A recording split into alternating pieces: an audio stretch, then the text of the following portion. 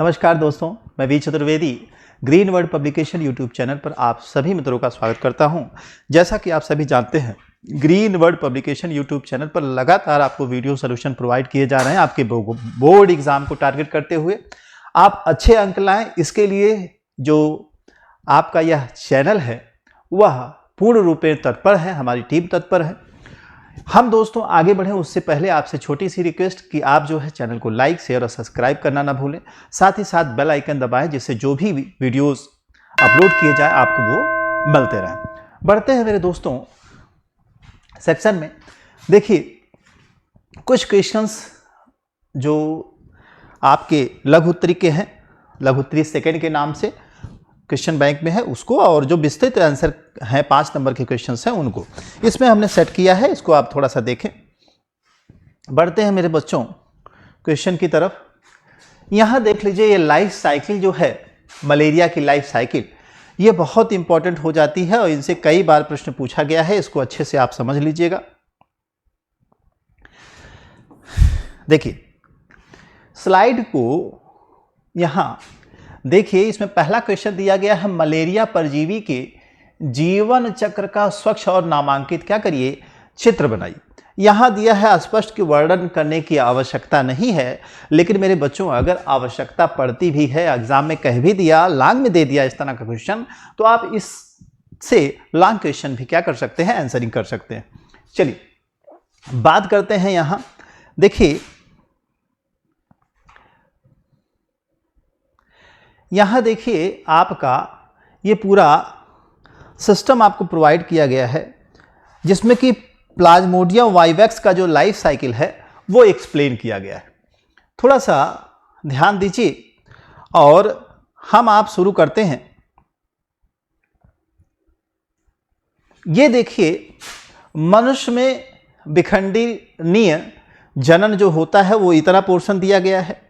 वहीं मच्छर के अंदर इतनी चीज़ें हैं जो कि हैपन हो रही हैं, और बीजाणु जनन की प्रोसेस भी हो रही है। तो यहाँ पहले देखते हैं मॉस्किटो में कैसे क्या हो रहा है, उसके बाद फिर आगे बढ़ते हैं। होता क्या है कि जो होमोजॉइंट्स होता है, या इनसे, इन दोनों से क्या होता है, प्रभाव हो जाता है।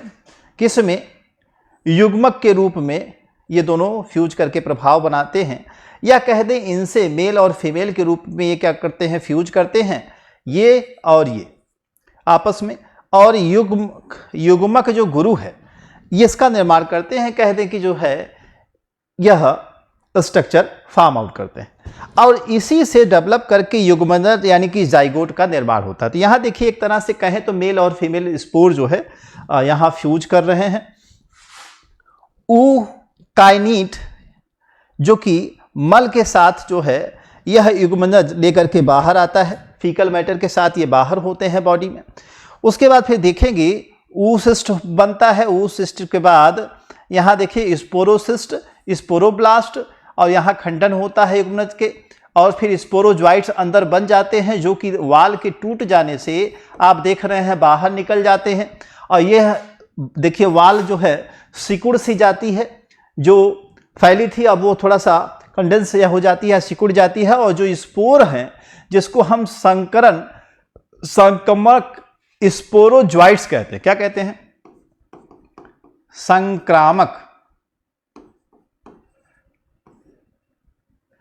स्पोरोजॉइट्स। जो संक्रामक स्पोरोजॉइट्स हैं वह जो है आगे बढ़ रहा है। यहां देखिएगा, पूर्व लाल रुधिर चक्र, फिर कोशिका और सागजाइट। तो यानी यहां से जो स्पोर निकला है वो आगे बढ़ रहा है।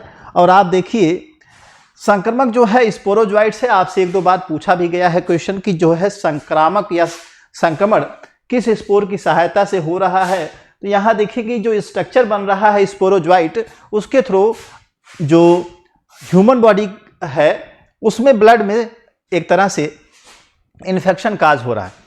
अब यहां देखिए लाल रुधिर कणिकाओं के चक्र में ये प्रवेश कर रहा है मीरोजॉइट्स, फिर जो बन जा रहा है साइजाइट्स, और इनसे छोटे छोटे स्ट्रक्चर जिसको मीरोजॉइट्स या मेटाक्रिप्टोजॉइट्स कहा जाता है, लाल रुधिरादियों में एक तरह से प्रवेश कर जाते हैं। अब यहाँ देखिए रेप्लेसिस, और धीरे धीरे यहाँ से देखिए ये स्ट्रक्चर जो है, जो कि यकृत वाला पोर्शन है ह्यूमन बॉडी में, यहां देखिए आप देखेंगे पश्च लाल रुधिराणु चक्र, इसमें लाल रुधिराणुओं के चक्र के थ्रू एक स्पोरल स्ट्रक्चर देखिए यहां बन रहा है, जिसको रिफ्लेक्सेस कहते हैं। ये रिफ्लेक्सेस इनसे और इनसे क्या होता है, संघनित करता है, जो कि इन पे देखेंगे मूत्रिका, फिर ट्रोफोजॉइड्स, फिर साग ज्वाइट, इस तरह के स्ट्रक्चर के बेस पे डेवलप कर रहा है ये वाला। और ये जो है यहाँ से आकर के फिर मूव आउट करते हैं आगे। अब जब आगे बढ़ेंगे आप तो देखेंगे यहाँ छोटे छोटे स्पोर्स हो जाते हैं, जो युग्मनजनज कहते हैं, आरबीसी के बेसिस पे, आरबीसी में ये होगा, और ये छोटे छोटे स्ट्रक्चर्स के रूप में क्या करेंगे, फॉर्म करेंगे। तो यहाँ देखिए आपको ध्यान सिर्फ यह देना है कि इसमें कौन सा बन रहा है और किसके बाद बन रहा है। और ये 3 भागों में जो आपका स्ट्रक्चर है उसको कंप्लीट किया गया है, और ये लाइफ साइकिल भी 2 पार्ट में होगी, क्योंकि एक जो है पार्ट जो ह्यूमन बॉडी पे कंप्लीट हो रहा है, और दूसरा जो पार्ट जो कि मच्छर के शरीर पे हो रहा है, मॉस्किटो के शरीर पे हो रहा है। तो इनको भी आपको ध्यान से देखना है। और मेरे बच्चों इसको आप डायग्राम बनाइएगा, 1-2 बार प्रैक्टिस करिएगा, आपको निश्चित है कि समझ में आएगा। कोई प्रॉब्लम होगी तो बताइएगा। एक स्टेप के बाद दूसरा, दूसरे स्टेप के बाद तीसरा, ये क्रमवार होता है ना, एक क्रम के बाद दूसरा, दूसरे के बाद तीसरा, ऐसे ही जो है आप देखेंगे बढ़ता जाएगा। बात करेंगे क्वेश्चन नंबर 3 जो आपके लिए सेलेक्ट किया गया है। इसमें देखिए क्या है, किसी एक रोग कारक लक्षण और बचाव के बारे में बताइए, जैसे डेंगू हुआ, चिकनगुनिया हुआ, मलेरिया हुआ। आगे दिया है डेंगू या चिकनगुनिया के रोग कारक जीवों एवं नियंत्रण के जो उपाय हैं उसको लिखिए। मलेरिया के रोग जनकता और लक्षण एवं बचाव के उपाय लिखिए। मलेरिया रोग कैसे फैलता है, इसके रोकथाम के उपाय लिखिए। मानव में रोग उत्पन्न करने वाले 2 रोगजनक का नाम लिखिए तथा इनके नियंत्रण के उपाय लिखिए। तो इस तरह के जो क्वेश्चंस हैं वो कहीं ना कहीं मलेरिया पे आधारित होकर के क्वेश्चंस आते हैं, और मलेरिया एक बड़ी समस्या के रूप में धीरे धीरे बढ़ता चला जा रहा है, तो इस पे प्रश्न पूछा जाना स्वाभाविक है। इस पे अब थोड़ा सा ध्यान देंगे। अब जब मलेरिया की हम बात करें तो यहाँ मलेरिया की जो परजीवी की बात थी, आपने पीछे जो देखा था क्वेश्चंस, उसमें उसकी स्लाइड के रूप में दिया था ना, डायग्राम आपने देखा था। तो कहीं ना कहीं उस पोर्शन को ये जो है इसी क्वेश्चंस पे आधारित होकर के कवर करता है ना। तो आगे का जो पोर्शन है उसको हम आगे जो है कंप्लीट कर रहे हैं। थोड़ा सा बढ़ते हैं, जो अगला क्वेश्चन आपके लिए सेलेक्ट किया गया है। इन क्वेश्चन को पीछे जो हमने बताया है उसको जो है डायग्रामेटिकली पहले ही क्वेश्चन में कंप्लीट किया जा चुका है, तो उसको थोड़ा ध्यान देंगे। उसमें बचाव वगैरह जो है वही आपको पढ़ना है। अब बचाव वगैरह की अगर हम बात करें मेरे बच्चों, तो बचाव वगैरह में आप तमाम चीजें ऐसी हैं, जैसे पानी कहीं इकट्ठा होता है तो नहीं इकट्ठा होने देना है, ऐसा आपको व्यवस्था बना के रखना है। साफ सुथरे खान पान की व्यवस्था रखनी है ना। तो ये कई ऐसी चीजें हैं जो बहुत बेसिक हैं, उसको आप रख सकते हैं पॉइंट बना बना करके। बाकी आप क्वेश्चन सेट में देख सकते हैं। बात करेंगे नेक्स्ट क्वेश्चन की, जो आपके लिए सिलेक्ट किया गया है, प्रश्न नंबर 4। प्रौढ़ मानव में कैपिटल टी, जिसे टी लिम्फोसाइट कहते हैं, तथा बी लिम्फोसाइट कहां बनते हैं, ये कितने प्रकार के होते हैं, इनके नाम आपको लिखना है। ठीक है। तो अगर हम बात करें बी लिम्फोसाइट जो कोशिकाएं हैं, इनका जो मुख्य काम है उसका भी वर्णन यहां करना है। नेक्स्ट क्वेश्चन थोड़ा घुमा के आपके सामने रखा है। प्रौढ़ मानव में टी तथा बी लिम्फोसाइट कहां बनते हैं, टी और बी लिम्फोसाइट के परिपक्वन से आप क्या समझते हैं। कुल मिलाकर के टी और बी जो लिम्फोसाइट्स हैं मोस्ट इंपॉर्टेंट है, because they are belonging from the immunity से आपके संबंध रखते हैं, इस वजह से मेरे बच्चों इंपॉर्टेंट हो जाते हैं। इनको आपको अच्छे से देखना है। बात करेंगे यहां क्वेश्चन में टी तथा बी लिम्फोसाइट क्या दिया है, इम्यून प्रतिरक्षा की मूल इकाइयां 2 विशेष प्रकार के लिम्फोसाइट होते हैं, जिन्हें टी तथा बी लिम्फोसाइट के इम्यून सिस्टम,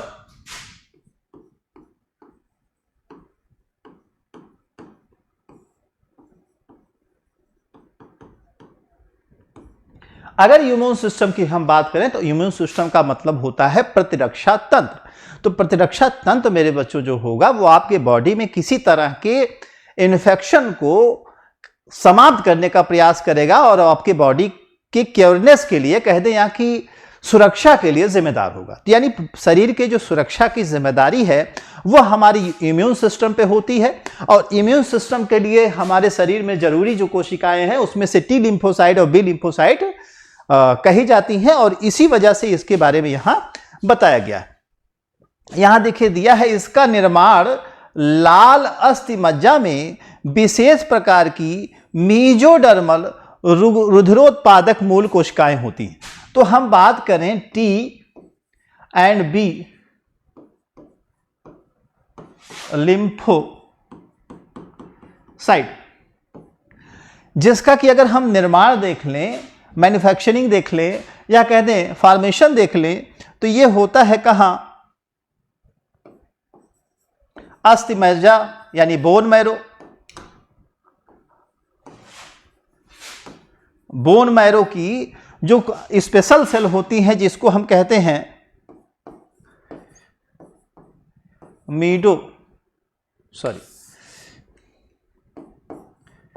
मीजोडर्मल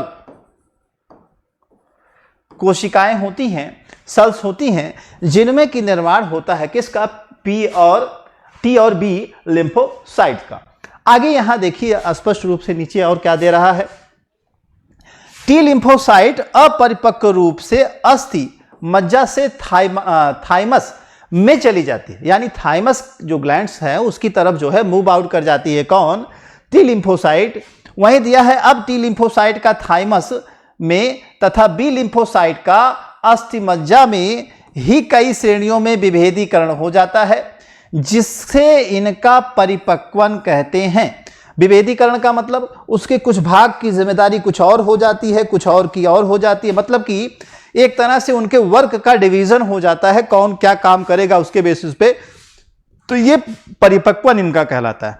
परिपक्वन के समय इन कोशिकाओं को कोशिका कला में कुछ प्रोटीन प्रतिजनों यानी एंटीजन्स के बेस पे प्रभावित होने लगते हैं, अर्थात प्रतिजन ग्राही यानी एंटीजन रिसेप्टर जो होते हैं प्रोटीन, उसका समावेशन होता है। यानी इसमें एंटीजन एक्सेप्टर जो प्रोटीन है उसका निर्माण आप देखेंगे शुरू हो जाता है। तो यह चीज एक महत्वपूर्ण हो जाती है यहां इसके लिए। आगे आप देखें टी लिम्फोसाइट जो है उसके बारे में थोड़ा सा और दिया है नीचे। क्या दिया है भाई? दिया है टी लिम्फोसाइट या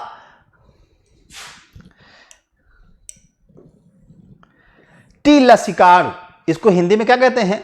लसिका अणु या लसिकाणु, है ना। तो अब इसमें देखिए दिया गया है, क्योंकि यह लसिका के रूप में प्रेजेंट होती है ना हमारी बॉडी में। टी लसिकाणुओं को टी कोशिकाएं या टी सेल्स भी कहा जाता है। अगर टी सेल्स कहा जाए तो कंफ्यूज ना होइएगा, टी लिम्फोसाइट की ही बात की जा रही होती है। ये थाइमस पर आश्रित होती है और थाइमस ग्रंथि से स्रावित हार्मोन्स थायरॉक्सिन से प्रभावित होकर के सक्रिय होती है, जिनके द्वारा कोशिका मध्यवर्ती प्रतिरक्षा अंतःक्रिया तथा यह बाहरी पदार्थों की कोशिका से बाहर निकलने का कार्य करता है। और टी लिम्फोसाइट कोशिका 4 प्रकार की होती भी है। तो आप देखिएगा बी लिम्फोसाइट तो ब्लड के बोन मैरो वाले हिस्से में तो बन रहा है, लेकिन अगर हम जो है बात करते हैं यहां टी लिम्फोसाइट की, बी लिम्फोसाइट तो वहां बन रहा है, तो हम बात करते हैं टी लिम्फोसाइट की। तो टी लिम्फोसाइट जो होता है वह जब अस्थि मज्जा से बोन मैरो से चला जाता है थाइमस के पास, या थाइमस ग्रंथि कह लें, ग्लैंड कह लें, उसके पास, तो वहां जो हार्मोन स्रावित होता है थायरॉक्सिन उससे प्रभावित होता है। और थायरॉक्सिन से प्रभावित होकर के इसमें आप देखेंगे आगे का डेवलपमेंट होता है। और साथ ही मेरे बच्चों जो यह ग्लैंड यह सेल्स होती है यानी टी लिम्फोसाइट सेल होती है, ये जो लगभग 4 प्रकार की होती है, 4 टाइप्स की होती है, उनकी भी हम आप बात करेंगे। तो इसमें आप देखेंगे जो चारों प्रकार हैं उसको बताया गया है, और साथ ही साथ बी लिम्फोसाइट की बात भी की गई है। तो यहां देखिए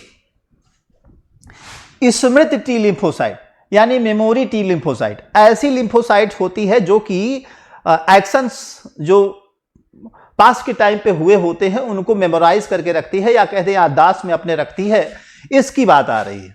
वहीं मारक जो टी लसिकाणु हैं यानी जो किलर लिम्फोसाइट्स हैं, ये क्या करती हैं, अटैकिंग रिएजेंट की तरह काम करती हैं। यानी ऐसी लिम्फोसाइट होती हैं जो कोई बाहर से आने वाले एंटीजन या कहते हैं इन्फेक्शन करने वाले छोटे जो सूक्ष्म जीव हैं यानी माइक्रो ऑर्गेनिज्म हैं उनके ऊपर अटैक करती है। ठीक है, ये काम करती है। वहीं दिया गया है आगे सहायक टी लसिकाणु यानी हेल्पर टी लिम्फोसाइट, यह जो है उनके नॉर्मल जो फंक्शन है उनमें उनकी सहायता करती है।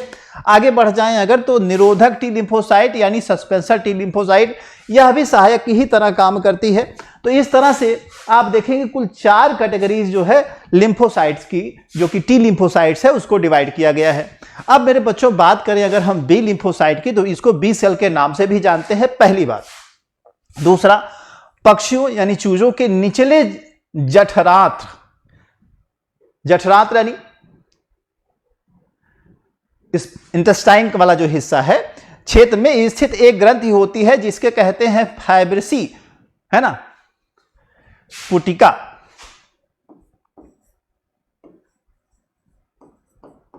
ब्रूसा ऑफ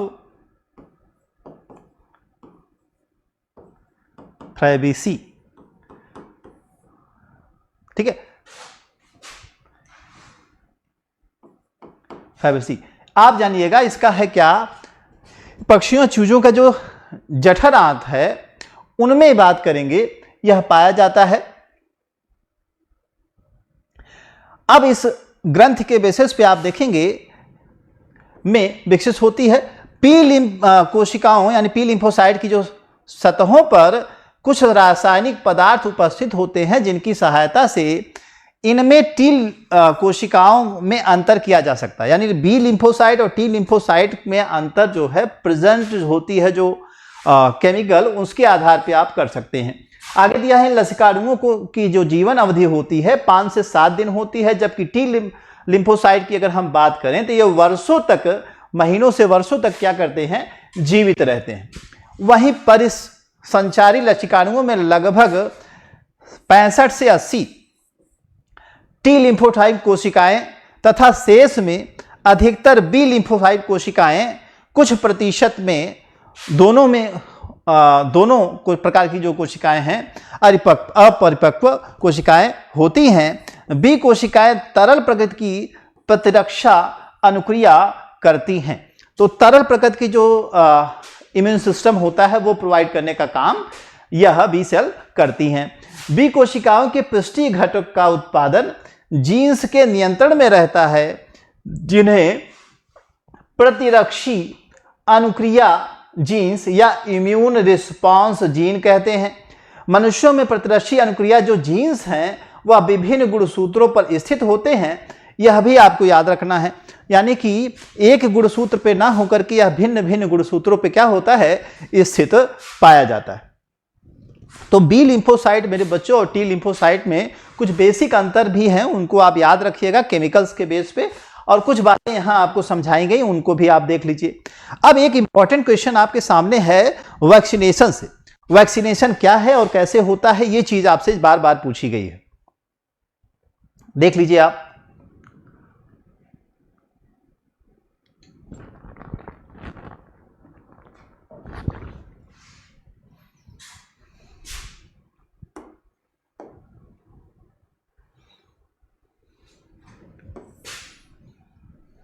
देखिए,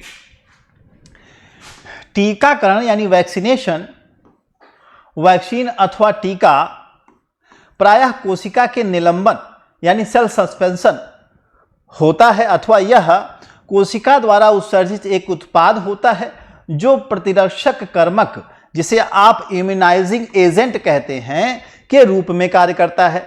वास्तव में वैक्सीन प्रतिजन होते हैं यानी एंटीजन होते हैं, उनका तैयार घोल होता है। ये क्या होता है, एंटीजन का तैयार घोल होता है जिसको इंजेक्शन के द्वारा शरीर में प्रवेश कराया जाता है और एंटीबॉडी का निर्माण प्रेरित करके शरीर में सक्रिय कृत्रिम प्रतिरक्षा क्षमता, यानी यहां क्या किया जाता है, एंटीजन बॉडी में प्रवेश कराया जाता है जिससे कि बॉडी के अंदर एंटीबॉडी का निर्माण हो जाता है प्रेरण के स्वरूप, और उसके साथ जो सक्रिय कृत्रिम प्रतिरक्षा क्षमता है, सक्रिय कृत्रिम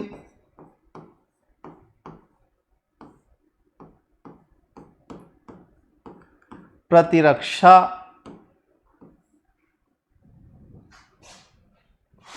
क्षमता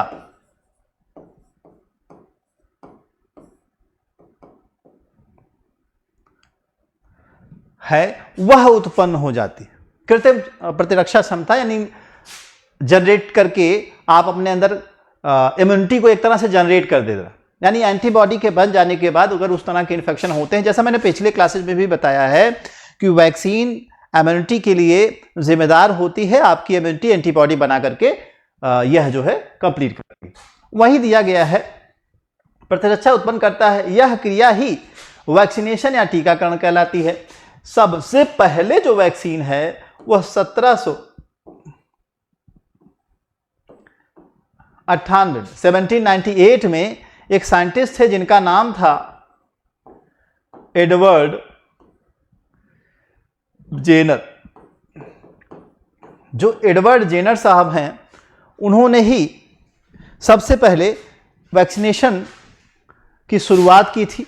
दिया गया है टीकाकरण की तकनीकी में गौ शीतलता विषाणु यानी काउपॉक्स वायरस को चेचक या स्मॉल पॉक्स के विरुद्ध प्रतिरक्षण कर्मक यानी इम्यूनाइजिंग एजेंट के रूप में प्रयोग किया था। यानी कि सबसे पहले चेचक का वैक्सीन बनाया गया था, और वो भी कैसे? काउपॉक्स वायरसेस की हेल्प से। एडवर्ड जेनर को प्रतिरक्षा विज्ञान का फादर यानी फादर ऑफ इम्यूनोलॉजी नाम दिया जाता है, जेनर साहब। तो ये जो एडवर्ड जेनर हैं वह फादर ऑफ इम्यूनोलॉजी हैं। अगर हम वैक्सीन की टाइप्स की बात करें मेरे बच्चों, तो साक वैक्सीन पहला टाइप है। इसमें क्या है? जीवित प्रतिरक्षा से निर्मित वैक्सीन यानी प्रतिजन यानी एंटीबॉडी, एंटीजन, ये चीजें आपको मिलती है। तो यहां आप देखेंगे जो इस साक वैक्सीन जो है या साल्क वैक्सीन जिसमें कहते हैं, इसमें जीवित जीवाणु या विषाणुओं को छीड़ीकृत करके घोल तैयार किया जाता है जो प्रतिजन युक्त होता है, एंटीजन युक्त होता है। इस प्रकार का वैक्सीन अच्छा माना जाता है क्योंकि इसकी थोड़ी सी भी मात्रा शरीर में प्रवेश कराने पर जीवाणु या जीवाणु गुणन करके बहुत अधिक मात्रा में बढ़ जाता है। ठीक, आगे दिया है इसमें सूक्ष्म जीवों के अतिरिक्त उनका विष भी रहता है, जिससे कि यह अधिक प्रभावशाली होता है तथा इनके प्रभाव से उत्पन्न प्रतिरोधक जो क्षमता होती है वह अधिक लंबे समय तक चलती है। इस वजह से मेरे बच्चों जो साल्क वैक्सीन है बहुत फेमस होती है और अच्छी मानी जाती है। इसी तकनीकी पे आधारित या इस तरह की जो वैक्सीन है वही वैक्सीन क्या है? पोलियो वैक्सीन है, जो कि हम सभी ने पोलियो वैक्सीन कभी ना कभी यूटिलाइज की है, लगा है। आगे बात करें जो दूसरी वैक्सीन है साल्क वैक्सीन के अलावा, उसे कहते हैं क्या? सैविन वैक्सीन। जो सैविन वैक्सीन है इसमें सूक्ष्म जीवों को मृत करके इनका घोल इंजेक्शन द्वारा शरीर में प्रवेश कराया जाता है। तो इसमें डेड माइक्रो ऑर्गेनिज्म का यूज किया जाता है। इसका प्रमुख लाभ यह होता है कि रोगजनक सूक्ष्म जीव रोग का प्रभाव उत्पन्न नहीं कर पाते, अतः टीकाकरण के बाद इनका दुष्प्रभाव बहुत कम दिखाई देता है और यह वैक्सीन जीवित प्रतिरक्षा से निर्मित वैक्सीन की अपेक्षा कम प्रभावी होती है। यानी जो साल्क वैक्सीन है उसकी अपेक्षा जो सैविन वैक्सीन है वह कम एक्टिव मानी जाती है, कम अच्छी मानी जाती है। आगे बात करें तीसरे वैक्सीन की, तो प्रतिजन के अविशिष्ट से निर्मित वैक्सीन, यानी कुछ रोगजनक जीवाणु जो बाह्य अविश यानी एक्सोटॉक्सिन उत्पन्न करते हैं, यानी बाहर की तरफ टॉक्सिक सब्सटेंस को छोड़ते हैं, उन्हें प्रतिजन से अलग करके केवल यह अविशिष्ट टॉक्साइड के रूप में शरीर में प्रवेश कर दिया जाता है। यानी एंटीजन जिनसे कि टॉक्सिन निकल रहा है, उनसे टॉक्सिन को हटा करके उनको क्या किया जाता है, टॉक्सिन को एंटर कर दिया जाता है बॉडी में। उससे क्या होता है, इसके लिए प्रतिजन यानी एंटी टॉक्सिन्स का बॉडी में निर्माण जो होता है वो प्रेरित हो जाता है।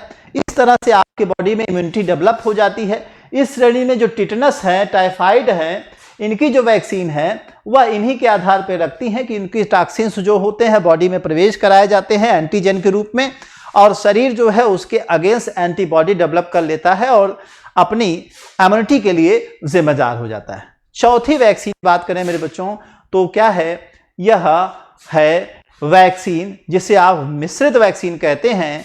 कभी कभी 2 या 2 से अधिक प्रकार के रोगों के रोगजनक सूक्ष्मजीवी या जनों के मिश्रण से एक वैक्सीन तैयार की जाती है, जिसमें सभी वैक्सीन मिलाकर के एक वैक्सीन का निर्माण किया जाता है, जिससे कि इसमें सभी वैक्सीन के गुण आ जाते हैं और शीघ्र कई रोगों के प्रति प्रतिरोधक क्षमता उत्पन्न हो जाती है, जैसे डिप्टीरिया, कुकर खांसी या काली खांसी जिसे आप कहते हैं, और टिटनस जिसे आप डीपीटी का वैक्सीन कहते हैं। और यह 3 तरह की बीमारियों के लिए जिम्मेदार होता है। डिप्टीरिया आप जान ही रहे हैं, पिटरोसिस से नहीं परिचित होंगे तो काली खांसी आप जानते होंगे, और टिटनस से आप अच्छी तरह से परिचित हैं तो यह टिटनस। ये 3 बीमारियों के लिए संयुक्त रूप से वैक्सीन जो बनाई गई है उसी को मिश्रित वैक्सीन के नाम से हम यहाँ जानते हैं। ऐसे भी 1-2 वैक्सीन आपको और मिल जाएंगी जो कि मिश्रित रूप में है। तो ये 4 प्रकार की वैक्सीन मेरे बच्चों हो सकती है, इसको आप ध्यान रखिएगा। अगला क्वेश्चन देखते हैं, क्वेश्चन नंबर 13। क्वेश्चन नंबर 13 क्या कह रहा है, ध्यान से देखिए।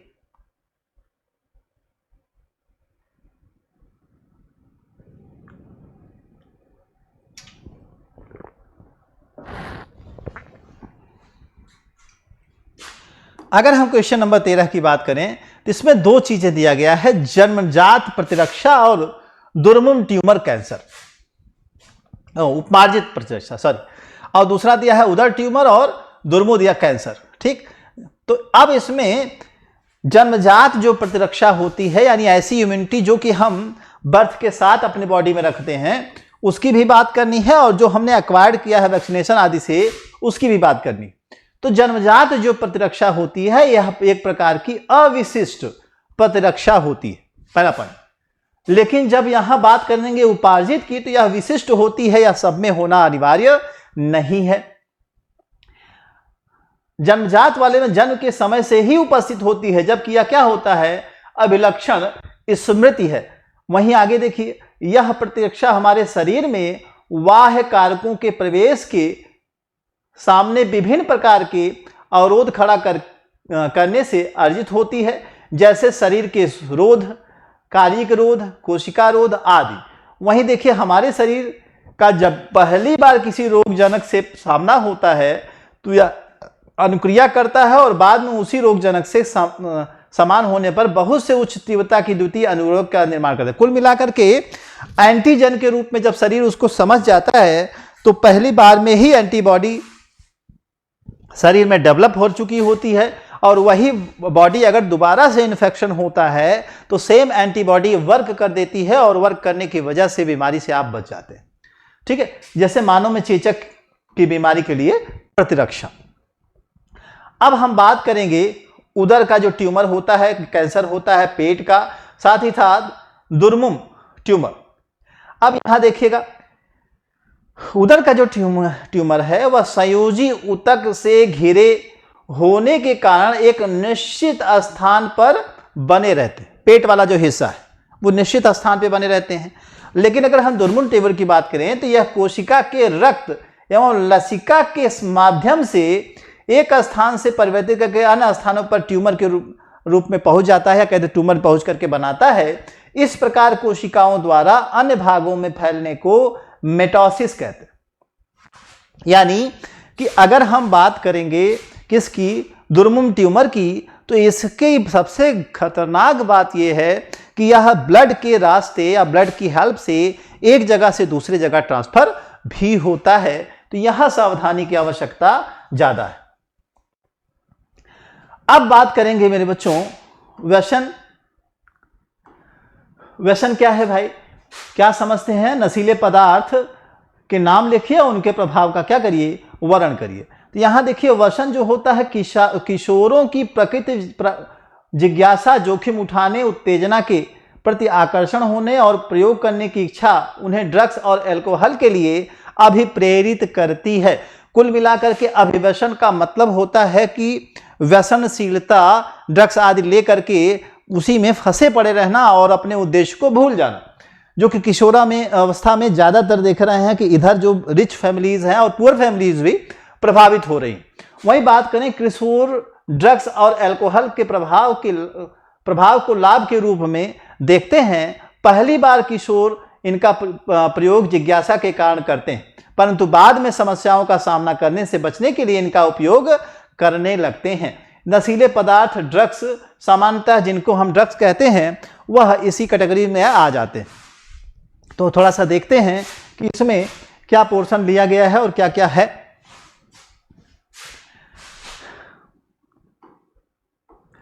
यहां देखेंगे ओपियाइड्स, ये जो ड्रग्स होते हैं हमारे केंद्रीय तंत्रिका तंत्र यानी सेंट्रल नर्वस सिस्टम और पाचन तंत्र में उपस्थित विशिष्ट जो ओपियाइड्स ग्राहिका होती हैं उससे बंध जाते हैं, उससे बांड बना लेते हैं और बांड बनाने के बाद स्मैक हुआ, हेरोइन हुआ, इस नाम से इनको जाना जाता है। ये पदार्थ रासायनिक रूप से डाईएसिटिल मॉर्फिन है, जो कि गंधहीन, तीखा, रवेदार यौगिक होता है। यह मॉर्फिन से प्राप्त किया जाता है। साथ ही मॉर्फिन पोष के पौधे के लैटेक्स से भी प्राप्त होता है। तो हीरोइन एक अवसाद है जो शरीर के प्रकामों को धीमा कर देता है। अवसाद का मतलब ही होता है कि अवसाद में चले जाना, मतलब कि बहुत चीज़ें जो कि आपके नॉर्मल लाइफ में हो रही हैं उससे इतना प्रेशराइज हो जाना कि आप जो है डिप्रेस चलने लगे, और इस प्रक्रिया में आपका शरीर जो होता है खुले रूप से एक्टिविटी नहीं शो कर पाता। वहीं कैबनेनाइट्स की बात करें तो यह जो ड्रग्स होता है मस्तिष्क की जो कैबनेनाइट्स ग्रंथियां होती हैं उनको प्रभावित करता है। जैसे ड्रग्स में भांग देख लीजिए, कनाडाबिस सैटिवस पौधे से यह प्राप्त किया जाता है पुष्पम के रूप में। भांग के पौधे, पुष्प, पत्तियां और रेजिन के विभिन्न संयोजन से हशीश हुआ, गांजा हुआ, मैरिजुआना हुआ बनाने के काम आते हैं। ये हृदय वाहिका यानी कार्डियोवास्कुलर सिस्टम को क्या करते हैं?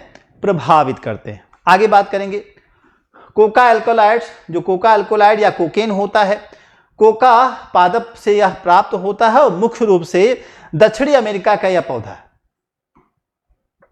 यह न्यूरोट्रांसमीटर डोपामाइन माना जाता है और परिवहन में बाधा उत्पन्न करता है। न्यूरोट्रांसमीटर जो डोपामाइन है उसको परिवहन में यह बाधा उत्पन्न करता है, और कोकेन की अधिक मात्रा आपको विभ्रम में डाल देती है, यानी आप भ्रमित दिखाई देंगे उसके प्रभाव से।